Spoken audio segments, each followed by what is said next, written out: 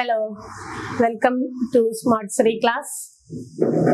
ഇപ്പോൾ കഴിഞ്ഞ ദിവസത്തെ ക്ലാസ്സുകളൊക്കെ എല്ലാവരും കണ്ടിട്ടുണ്ടാവുമല്ലോ അല്ലെ? പ്രോബ്ലംസ് ഒക്കെ ചെയ്തു നോക്കിയില്ലേ? തന്നിരിക്കുന്ന ക്വസ്റ്റ്യൻസ് ഒക്കെ നിങ്ങൾ ചെയ്തിട്ടുണ്ടാകുമെന്നാണ് വിശ്വസിക്കുന്നത്. കഴിഞ്ഞ ദിവസത്തെ ക്ലാസ് കാണാതെ ഇന്നത്തെ ക്ലാസ് കാണുമ്പോൾ നമുക്ക് അല്ലെങ്കിൽ കാണുക മാത്രമല്ല അത് ചെയ്തും കൂടി നോക്കണം എന്നൊക്കെ പറഞ്ഞിട്ടുണ്ടായിരുന്നു. ചെയ്തിട്ടുണ്ടാകും അല്ലെ? ആൻസേഴ്സ് ഒക്കെ നിങ്ങൾക്ക് സെൻഡ് ചെയ്യുന്ന ക്വസ്റ്റ്യൻസിന്റെ ആൻസറും കൂടി കിട്ടുന്നുണ്ടോ എന്നൊക്കെ നോക്കുക. അപ്പൊ നമുക്ക് ഇന്ന് വീണ്ടും അടുത്ത പോളിനോമിയൽസിന്റെ തന്നെ ബഹുപദങ്ങളുടെ തന്നെ കുറച്ചുകൂടി കാൽക്കുലേഷൻസ് ഒക്കെയാണ് നമ്മൾ ഇന്ന് പഠിക്കാൻ പോകുന്നത്. കഴിഞ്ഞ ദിവസം നമ്മൾ നിർത്തിയത് എവിടുന്ന അഡീഷൻ ഓഫ് പോളിനോമിയൽസ് ആണ്. ബഹുപദങ്ങളുടെ സങ്കലനം, എങ്ങനെയാണ് രണ്ട് ബഹുപദങ്ങളെ തമ്മിൽ കൂട്ടുക, അത് കുറച്ച് ഇന്നലെ ചെയ്തിരുന്നു. വളരെ ചെറിയ രണ്ട് കണക്കുകളാണ് നമ്മൾ ചെയ്തത്.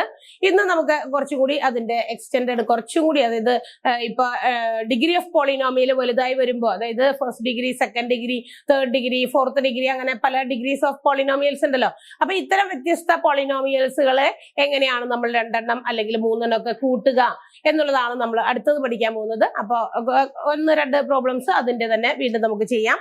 ഫസ്റ്റ് ക്വസ്റ്റ്യൻ എഴുതാ നിങ്ങള്. ഫസ്റ്റ് വൺ ക്വസ്റ്റ്യൻ എഴുതാട്ടോ. P of X equal to X square plus 3x plus 7 and Q of X. ഇങ്ങനെയാണ് കഴിഞ്ഞ ദിവസം ഞാൻ പറഞ്ഞതാണ്. പോളിനോമിയൽസ്, നമ്പർ ഓഫ് പോളിനോമിയൽസ് കൂടി വരുമ്പോൾ നമ്മൾ p of X, Q of x, r of x എങ്ങനെയാണ് റെപ്രസെന്റ് ചെയ്യുക, ഓരോ വ്യത്യസ്ത പോളിനോമിയലെ നമ്മൾ കാണിക്കാൻ വേണ്ടിയിട്ട് പി ഓഫ് എക്സ് എന്നും ക്യൂ ഓഫ് എക്സ് എന്നും ആർ ഓഫ് എക്സ് എന്നൊക്കെയാണ് നമ്മൾ റെപ്രസെന്റ് ചെയ്യുക. ഇപ്പൊ ഇവിടെ രണ്ട് പോളിനോമിയലിന്റെ സങ്കലനമാണ് കാണേണ്ടത് അല്ലെ, കൂട്ടേണ്ടത്. അപ്പൊ അതുകൊണ്ടാണ് ആദ്യത്തെ പോളിനോമിയലിന് പി ഓഫ് എക്സ് എന്ന് പേര് കൊടുത്തിരിക്കുന്നതും രണ്ടാമത്തെ പോളിനോമിയലിന് ഇറ്റ്സ് നമ്മൾ വായിക്കേണ്ടത് it's read as Q of X. P of X, Q of X, അങ്ങനെയാണ് നമ്മൾ വായിക്കേണ്ടത്. ക്യൂ ഓഫ് എക്സ് എന്ന് പറയുന്നത് ഇവിടെ തന്നിരിക്കുന്ന ക്വസ്റ്റ്യൻ ഇതാണ്. X square minus 2x minus 2. ഇതാണ് നമുക്ക് തന്നിരിക്കുന്ന ആദ്യത്തെ ക്വസ്റ്റ്യൻ. ഇത് നമുക്ക് കാണേണ്ടത്, നിങ്ങളുടെ ക്വസ്റ്റ്യൻ ഇതാണ്. You have to find the sum of p of x and Q of X. ഇങ്ങനെയാണ് ഇതിന്റെ ഉത്തരാണ് കാണേണ്ടത്. P of x plus q of x എത്ര എന്നാണ് ചോദ്യം ചോദിച്ചിരിക്കുന്നത്. അപ്പൊ നമുക്ക് തമ്മിൽ ആഡ് ചെയ്യണം അല്ലെ. ആഡ് ചെയ്യുമ്പോൾ നമ്മൾ സാധാരണ നമ്മൾ സംഖ്യകൾ ആഡ് ചെയ്യുന്നത് പോലെ കോളമിനാർ ഫോമിൽ താഴെ താഴെ ഒരു ലൈക്ക് ടേംസ് താഴെ താഴെ വരുന്ന രീതിയിൽ നിങ്ങൾ എഴുതുന്നതായിരിക്കും കുറച്ച് നല്ലത്. അതായത് ലൈക്ക് ടേംസ് താഴെയും മുകളിലുമായിട്ട് വരുന്ന രീതിയിൽ അതിനെ അഡ്ജസ്റ്റ് ചെയ്ത് എഴുതിയിട്ടാണ് നമ്മൾ എഴുതേണ്ടത്. അപ്പൊ ആദ്യത്തെ ഏതാണ്? പി ഓഫ് എക്സും ക്യൂ ഓഫ് എക്സും തമ്മിൽ ആഡ് ചെയ്യാനാണ്. അപ്പൊ പി ഓഫ് എക്സ് ആദ്യം എടുത്ത് എഴുതാം. X square plus 3x plus 7. Q of x x square minus 2x minus 2. Add ചെയ്യാനാണ്, കൂട്ടാനാണ് പറഞ്ഞേക്കണേ അല്ലെ. കൂട്ടുക, ആഡ് ചെയ്യുക എന്നാണ് പറഞ്ഞിരിക്കുന്നത്. കൂട്ടുമ്പോ നമ്മൾ നേരെ തന്നെ നോക്കുക. എക്സ് സ്ക്വയറിന്റെ കൂടെ കൂട്ടി കഴിഞ്ഞ ദിവസം നമ്മൾ ചെയ്തു. അതായത് നമ്മൾ കൂട്ടുമ്പോ നമ്മൾ സാധാരണ സംഖ്യകളാണ് കൂട്ടുന്നതെങ്കിൽ നമ്മൾ എവിടെന്നാ കൂട്ടി തുടങ്ങാം? റൈറ്റ് സൈഡിൽ നിന്ന് ലെഫ്റ്റ് സൈഡിലേക്കാണ് ആഡ് ചെയ്ത് പോകുക അല്ലെ. ഇവിടെ നമുക്ക് റൈറ്റ് സൈഡിൽ നിന്ന് തന്നെ തുടങ്ങണം നിർബന്ധമൊന്നുമില്ല. നിങ്ങൾക്ക് ലെഫ്റ്റ് സൈഡിൽ നിന്നും നമുക്ക് ആഡ് ചെയ്ത്, കാരണം എന്താണെന്ന് പറഞ്ഞിരുന്നു ഞാൻ. നമ്മൾ ആഡ് ചെയ്യുമ്പോൾ തൊട്ടടുത്ത, അതായത് ഒരു സംഖ്യകൾ നമ്മൾ ആഡ് ചെയ്തു, ആദ്യത്തെ ടേം ആഡ് ചെയ്തു, അതിൽ നിന്നും ബാലൻസ് നമ്മൾ അടുത്ത ടേമിലേക്ക് ക്യാരി ഫോർവേഡ് ചെയ്യാത്തത് കൊണ്ടാണ് എവിടെ നിന്ന് വേണമെങ്കിലും തുടങ്ങാന്ന് പറഞ്ഞത്. ലെഫ്റ്റിൽ നിന്ന് തുടങ്ങാം, ആ റൈറ്റ് സൈഡിൽ നിന്ന് തുടങ്ങാം, എങ്ങനെയായാലും കുഴപ്പമൊന്നുമില്ല. ഇപ്പൊ ഞാൻ ഇന്നലെ നമ്മൾ ഈ ലെഫ്റ്റ് സൈഡിൽ നിന്ന് ഞാൻ ഇന്നലെ ചെയ്ത് കാണിച്ചിരുന്നു. റൈറ്റ് സൈഡിൽ നിന്നാണെങ്കിലും നമുക്ക് ഇങ്ങനെ തന്നെ. ഇവിടെ നോക്കി, ഒരു നെഗറ്റീവ് സൈനും ഒരു പോസിറ്റീവ് സൈനും ആണ്. ഒരു നെഗറ്റീവ് സംഖ്യയും ഒരു പോസിറ്റീവ് സംഖ്യയും വന്നാൽ നമ്മൾ എന്ത് ചെയ്യും? വലിയ സംഖ്യയിൽ നിന്നും ചെറിയ സംഖ്യ കുറച്ചിട്ട് വലിയ സംഖ്യയുടെ ചിഹ്നം ഇടണം. അപ്പൊ 7ൽ നിന്ന് 2 കുറയ്ക്കുന്നു, 5 ആണ്. വലുതിന്റെ ചിഹ്നം പോസിറ്റീവ് ആണ്, സോ പ്ലസ് 5. ആദ്യത്തെ സംഖ്യ തമ്മിൽ ഉള്ള ക്രിയ ചെയ്ത് കഴിഞ്ഞു. ആദ്യത്തേത് പോസിറ്റീവ് 7ഉം നെഗറ്റീവ് 2ഉമായിരുന്നു. അപ്പൊ നമ്മൾ വലുതിൽ നിന്ന് ചെറുത് കുറച്ചു, വലുതിൽ നിന്ന് ചെറുത് കുറച്ച 5 ആണ്. വലിയ സംഖ്യയുടെ ചിഹ്നം കിട്ടും.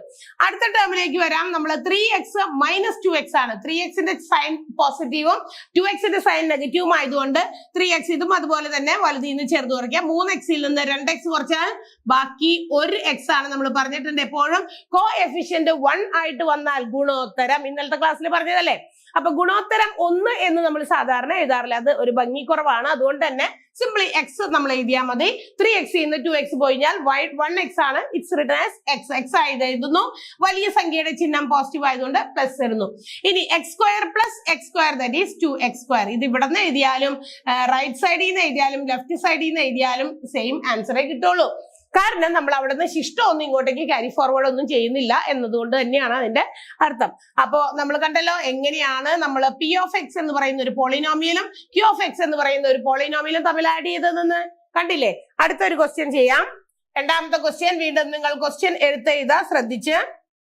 P of X equal to x square minus 2x plus 1 and q of x equal to 4x plus 7.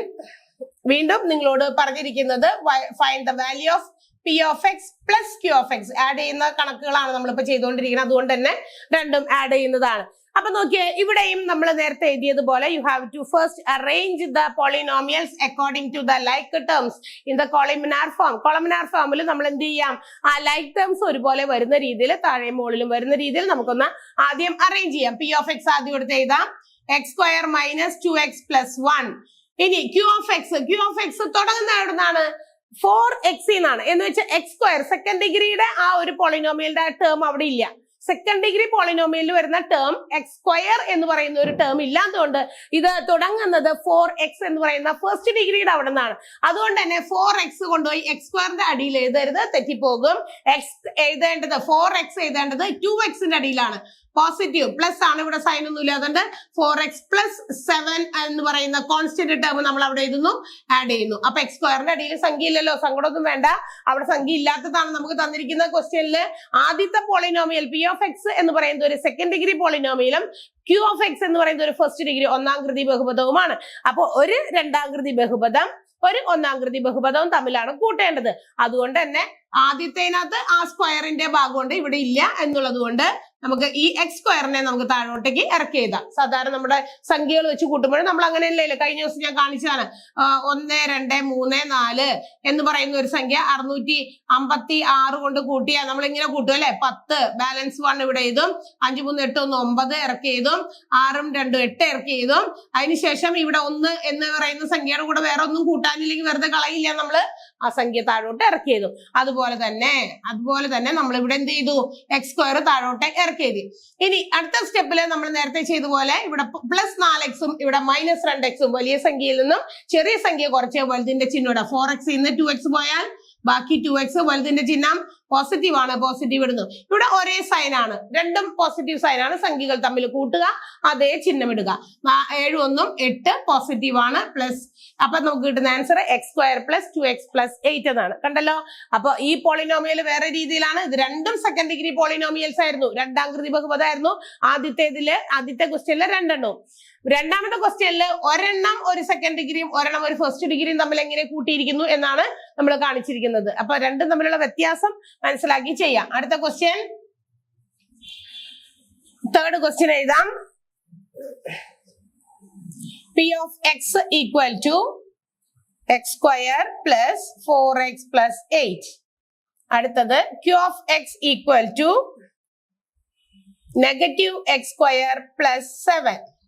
And again ഒരു പോളിനോമിയൽ കൂടി ഉണ്ട്, r of X equal to x cube plus 2x square plus 2x.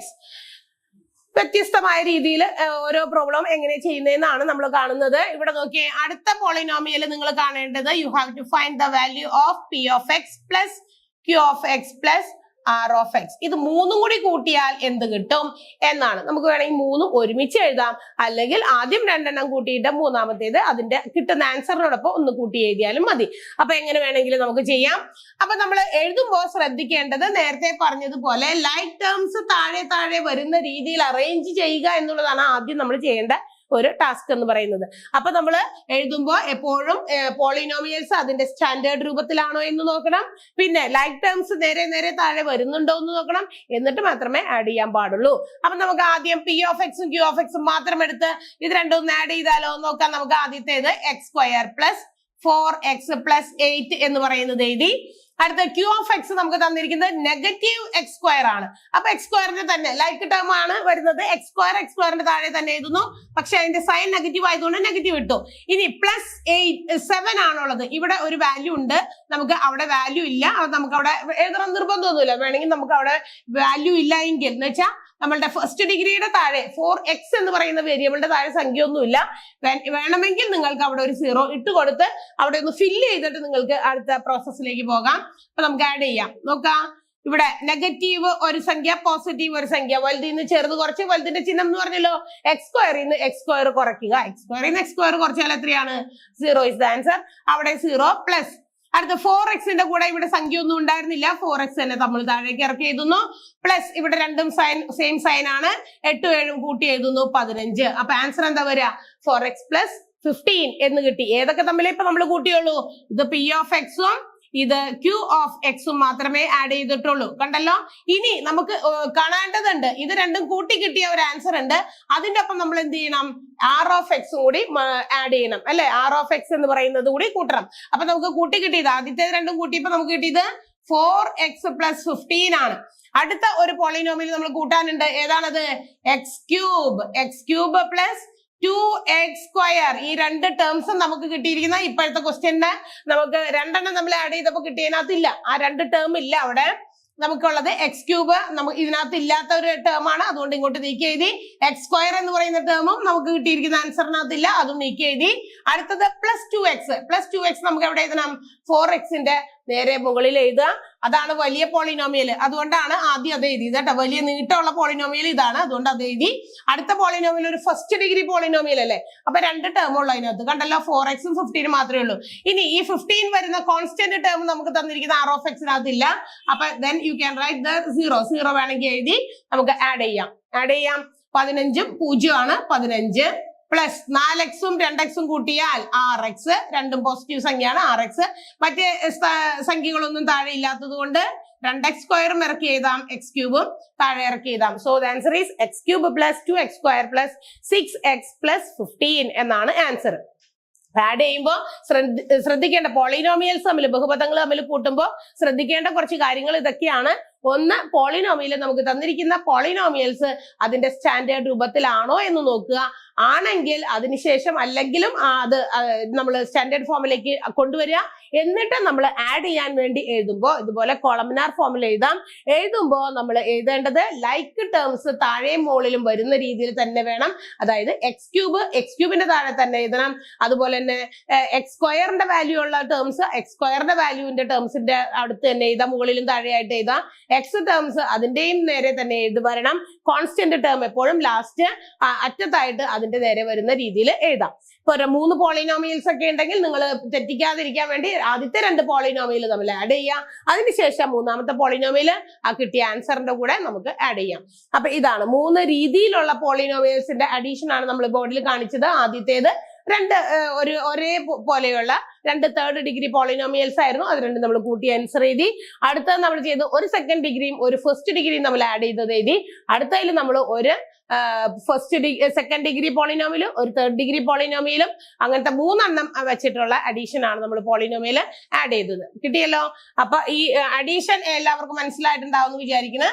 കാരണം നമ്മൾ add ചെയ്യുമ്പോൾ ശ്രദ്ധിക്കേണ്ടത് ഇത്രയേ ഉള്ളൂ, വ്യത്യസ്ത ചിഹ്നമാണോ എന്ന് നോക്കുക. ഓപ്പോസിറ്റ് സൈൻസ്, അതായത് നെഗറ്റീവും പോസിറ്റീവും വന്നു കഴിഞ്ഞാൽ വലുതിന്ന് ചെറിയ സംഖ്യ കുറയ്ക്കണം, വലുതിന്റെ ചിഹ്നം ഇടണം. ഒരേപോലത്തെ സൈൻ ആണ് വരുന്നെങ്കിൽ ഇഫ് ഇറ്റ് ഈസ് നെഗറ്റീവ്, 2 സംഖ്യയും നെഗറ്റീവ് ആണെങ്കിൽ ആ സംഖ്യകൾ നമ്മൾ ആഡ് ചെയ്യുക, അതേ സൈൻ ഇടുക. നെഗറ്റീവ് ആണെങ്കിൽ നെഗറ്റീവ് തന്നെ ഇടുക. If both are positive numbers positive തന്നെ നമ്മൾ ആൻസറിൽ ഇട്ട് കൊടുക്കണം. അതാണ് ശ്രദ്ധിക്കേണ്ട കാര്യം. അപ്പൊ അഡീഷൻ എല്ലാവർക്കും മനസ്സിലായിട്ടുണ്ടാവും എന്ന് വിചാരിക്കുന്നു. പോളിനോമിയൽസ് എങ്ങനെയാണ് ആഡ് ചെയ്യുന്നതെന്നാണ് ഇപ്പൊ നമ്മൾ കണ്ടത്. ഇനി നമ്മൾ അടുത്തത് പഠിക്കാൻ പോകുന്നത് how can be subtract A polynomial from another polynomial. ഒരു പോളിനോമിയൽ, ഒരു ബഹുപദത്തിൽ നിന്ന് മറ്റൊരു ബഹുപദം എങ്ങനെയാണ് കുറയ്ക്കുക, സബ്ട്രാക്ഷൻ ആണ് പഠിക്കാൻ പോകുന്നത്. വ്യവകലനം.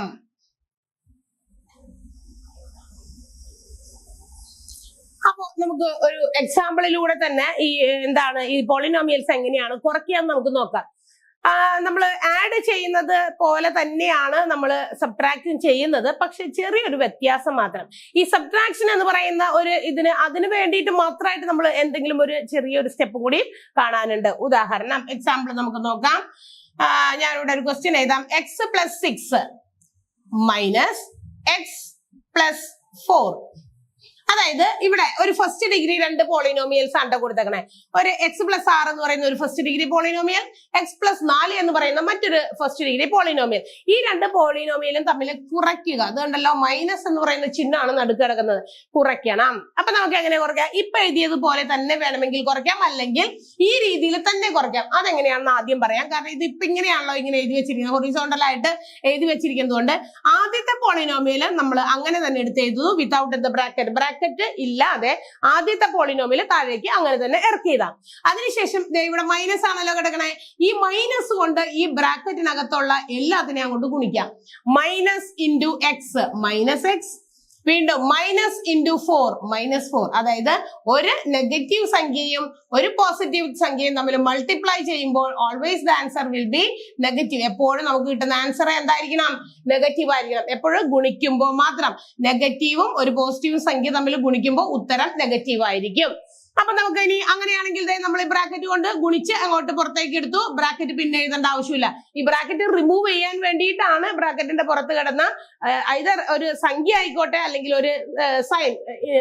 നമ്മൾ ശ്രദ്ധിക്കേണ്ടത് നെഗറ്റീവ് സൈൻ ആണെങ്കിൽ പ്രത്യേകിച്ചും, നെഗറ്റീവ് സൈൻ ആണ് പ്രത്യേകിച്ചുമെങ്കിൽ ആ സൈൻ വെച്ച് നമ്മൾ ഇതിന്റെ ഉള്ളിലുള്ള ബ്രാക്കറ്റിനകത്തുള്ള എല്ലാത്തിനെയും ഗുണിച്ചിരിക്കണം. എത്ര സംഖ്യകളുണ്ടോ എല്ലാത്തിനെയും ഗുണിച്ചിരിക്കണം. ഇഫ് ഇറ്റ് ഈസ് വേരിയബിൾ ആയിക്കോട്ടെ സംഖ്യകളായിക്കോട്ടെ എല്ലാത്തിനെയും നമ്മൾ ഗുണിച്ചിരിക്കണം. അപ്പൊ minus into X minus X, minus into 4 -4 കിട്ടിയല്ലോ.